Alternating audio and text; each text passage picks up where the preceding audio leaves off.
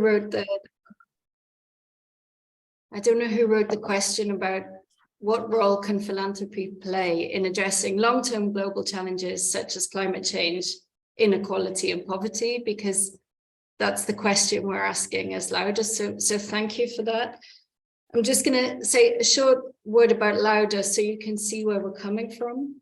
We're a foundation that's just starting on our futuring journey. And then I want to play back both his future view, why would we do futuring as a philanthropy, but also the present challenges, like what's difficult about doing that. So Hannah, as you said, Laudes was set up in 2020, and we've looking at the question that someone else posed. I'm sorry, I didn't pose it myself. How do you look at climate and inequality? And we decided that we would respond to these huge global challenges looking through the lens of industry and finance.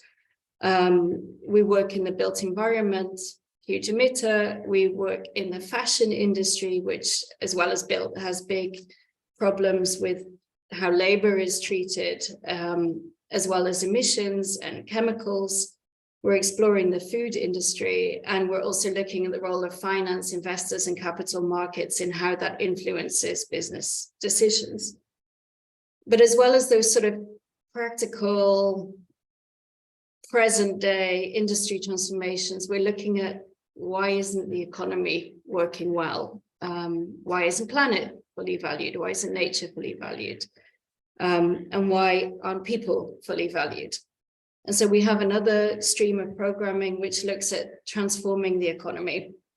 What are new ideas around capitalism, and what are the narratives needed to imagine that shared future? So that won't surprise you that we need to imagine ourselves what could be a shared future if people and planet are fully valued. What does the economy look like? Is GDP still a measure of growth? If not, then what? And that's really something we see as a sort of 25 to 30 to 50 years multi-generational discussion that doesn't change overnight. We're also kind of looking at the next 5 years. What does that mean? What's changing? So since we launched 3 years ago, we've seen massive extreme weather events. COVID has already been mentioned. We've seen social protests in the UK this week. You saw it at the snooker championships. War in Ukraine has been mentioned. We've seen inflation. We've seen cost of living. We've seen polarization of politics. Also, on the positive side, we've seen the Inflation Reduction Act in the US and the EU. Inflation Reduction Act in the US, and then an EU response. We've seen nature increasingly becoming an asset class. Is that good? Is that bad? Unfortunately, we see an impending food crisis, the fight over rare minerals. And my 11-year-old sent me yesterday an essay on Lionel Messi, which he'd done via ChatGPT. So he's 11 and he'd done that independently. How is AI good? How is AI bad? And that's just a microcosm of what we've seen. So how do we interpret, get literate, prepare for that? And what are we missing? Lastly, we were lucky enough to bring 100 of our partners together 2 weeks ago in France.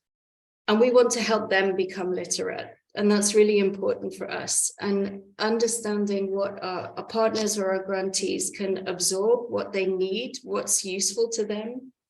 And we have a very wide range scope of partners is also really important. So yes, it's important for us and our strategy, but it's equally important for our grantees and for civil society. So that's kind of why from a beginner foundation. And then to Ben's point about the present, what does that actually mean in practice as a philanthropy? Big question. When the whole system's interconnected, where do you stop? Where do you start? How do you create boundaries?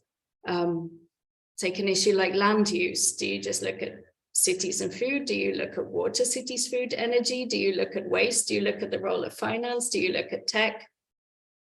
How do you link all that? Politics, governance, how do you take a future view while seeing the interconnectedness.